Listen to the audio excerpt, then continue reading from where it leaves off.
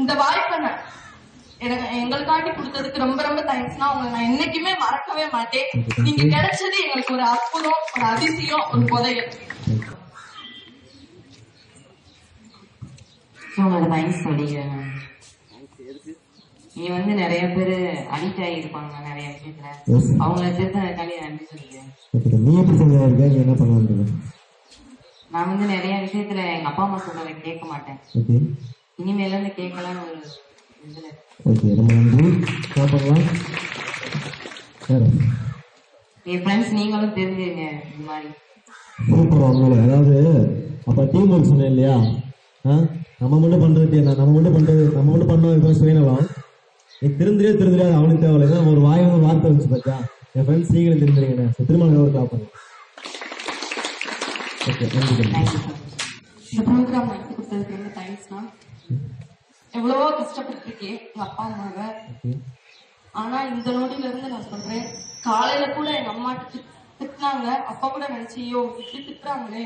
காலையில கூட என் ஃப்ரெண்ட்ஸ் முன்னாடி வந்து அழுதேன், அப்படிலாம் சொல்லி திட்டுறாங்க அப்படின்னு சொல்லி.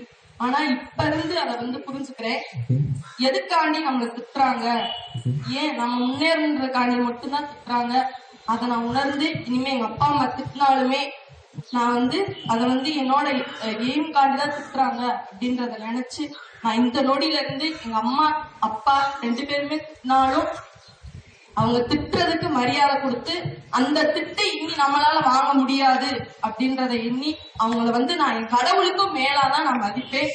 அவங்க இல்லைன்னா நான் இல்ல, அதே மாதிரி என் டீச்சர்ஸும் இல்லைன்னா நான் இல்ல. இந்த வாய்ப்பை எங்களுக்காண்டி கொடுத்ததுக்கு ரொம்ப ரொம்ப தேங்க்ஸ்னா உங்களை நான் என்னைக்குமே மறக்கவே மாட்டேன். நீங்க கிடைச்சது எங்களுக்கு ஒரு அற்புதம், ஒரு அதிசயம், ஒரு புதையல்.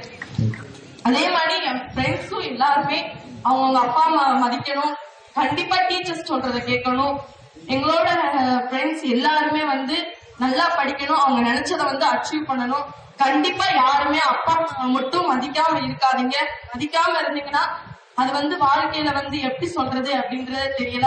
இன்னைக்கு மதிக்காதவங்க எத்தனையோ பேருனா என்னென்னமோ நிலைமையில இருக்காங்க. ஆனா மதிச்சவங்களை பாருங்க எந்த அளவுக்கு ஹை லெவல்ல இருக்காங்க அப்படின்றத கொஞ்சம் யோசிச்சுக்கோங்க. தயவுசெய்து அப்பா அம்மா டீச்சர்ஸ் அவங்கள மட்டும் மதிக்காம இருக்காதீங்க. இந்த வாய்ப்பை கொடுத்ததுக்காண்டி ரொம்ப ரொம்ப தேங்க்ஸ்னா உங்களை நான் என்னைக்குமே மறக்க மாட்டேன்.